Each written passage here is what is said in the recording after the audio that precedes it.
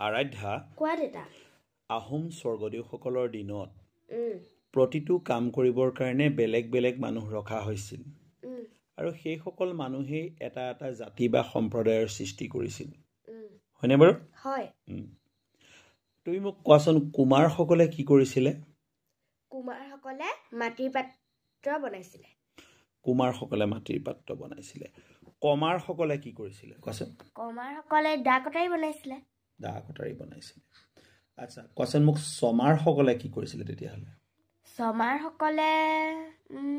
সেইটো নাজানো তুমি কৈ দিয়া শুনা চমাৰসকলে চূণ প্ৰস্তুত কৰাৰ যি পদ্ধতি তেওঁলোকে জানিছিল আৰু চূণ প্ৰস্তুত কৰিছিল আকৌ চমাৰ বুলি সেইসকল লোককো বুজা যায় যিসকলে ছালৰ বাদ্য তৈয়াৰ কৰিছিল মানে অৱনদ্ধ বাদ্য বুলি যে কয় দুইফালে ছাল থাকে জন্তুৰ হয় নহয় চমাৰসকলে ছালৰ বাদ্য তৈয়াৰ কৰিছিল বুলিও জনা যায় যিসকলে আমি আজিকালি মুচিয়াৰ বুলি কওঁ সো এই গোটেইকেইটা তথ্য মই হেমকোষ অভিধানৰ পৰা দিছোঁ আৰু আপোনালোকৰ ৰেফাৰেন্সৰ কাৰণে মই তাৰ ফটোগ্ৰাফটো আপোনালোকৰ সন্মুখত দি দিছোঁ স্ক্ৰীনত Thank you very much. Please stay connected. Keep watching our videos. Don't forget to follow, share and comment.